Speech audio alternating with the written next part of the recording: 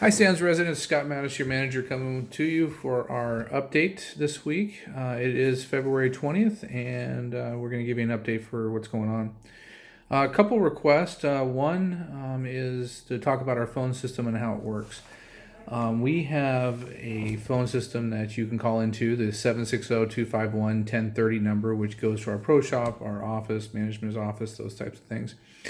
After 4 p.m., it automatically shuts off. It's an internet phone, so it's programmed, and it goes to voicemail.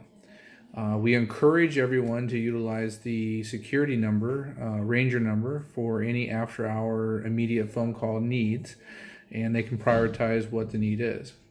But if you can't get a hold of that person, then please feel free to call the 251-1030 number. When you leave a message, it actually goes to mine and Victoria's email.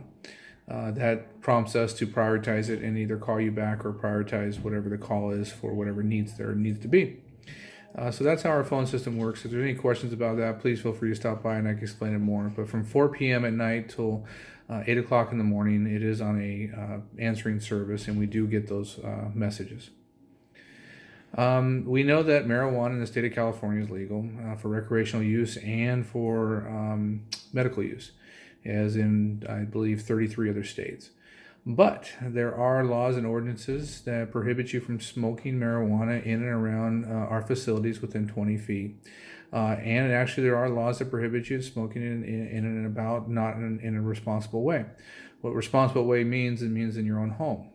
I'm not here to judge you if you choose to use this as recreational use, but we recently had a large odor in our rec room, and we believe that someone was actually smoking inside the rec room. So this is off limits. If you are caught doing that, you will be given a notice of violation, which is a state of California law about smoking within facilities and around facilities. This also goes to cigarette smoking.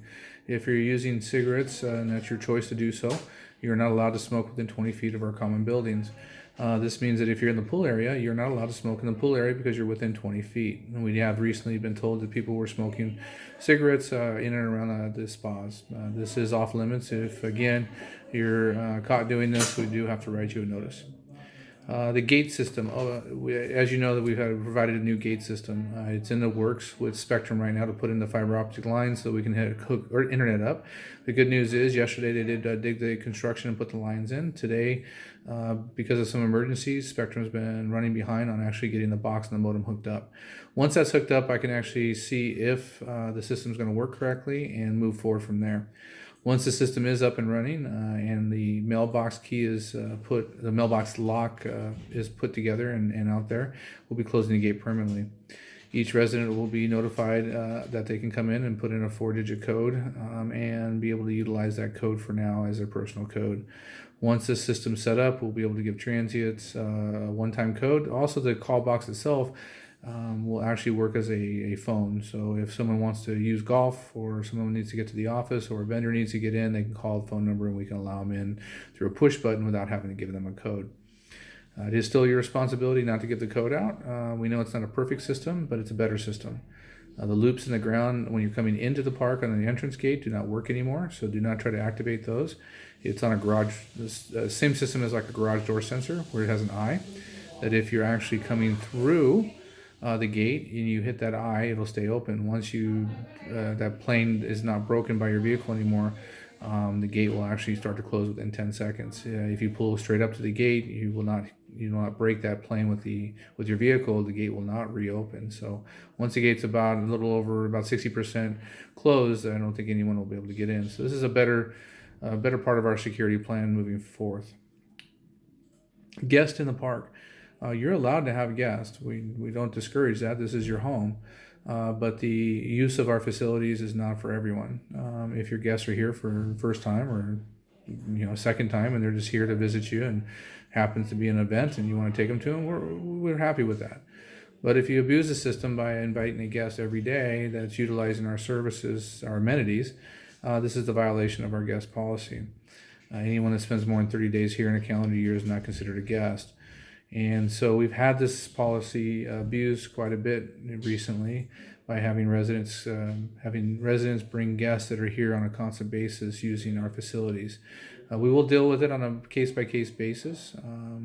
We've had to work with Hidden Springs residents. It's been a hard transition for some of them not to be able to come use our facilities, but we've been told we can't use their facilities. So this is a practice that we've been trying to be soft about for a while, but we have to actually stick to the rules and regulations when it comes to this.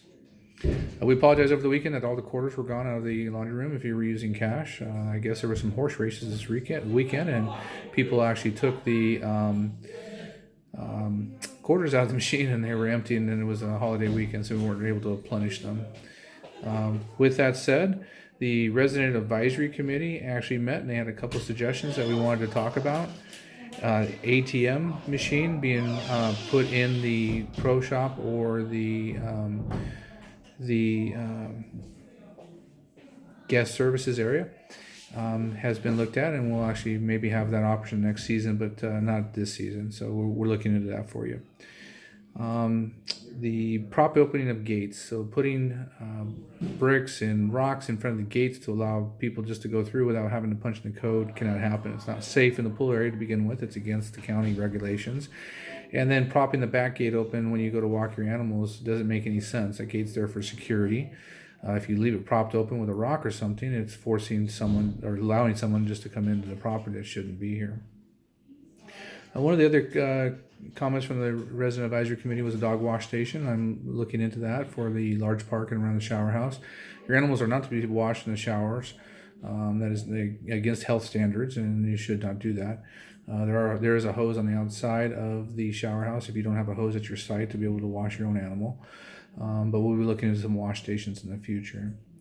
Other question was about auto payments. The manufactured home community side of our division does have an auto payments section or system, but here on the RV side we do not. And then a couple resident comments recently. There's two gentlemen that have been working in this park. David Puente Duce, I'm sure I ruined that, and then Bill Schumer. These two individuals have taken advantage of a couple of our residents on taking payments and not finishing the jobs. We encourage anyone that uses a vendor to come to the office and ask us if we have cards for you. Any vendor allowed to leave cards here has been vetted by us. We also encourage before you start any job that you have a contract with this person so it protects you before giving them anything. Most contractors will not ask for more than 20% up front before they finish their job. So please be aware of the situation when you're utilizing vendors out there that are not licensed or won't give you a contract. Again, this is at your own risk, and some vendors will do a fine job, but we just want to make sure you're protected. And those two individuals have not done a good job. Again, David, and the last name is Piauti, second word Duci, and Bill Shermer. And lastly, we did have a license plate stolen off of a vehicle last night, so beware of that. There might be some people in the park that shouldn't be here, and please report them as soon as possible.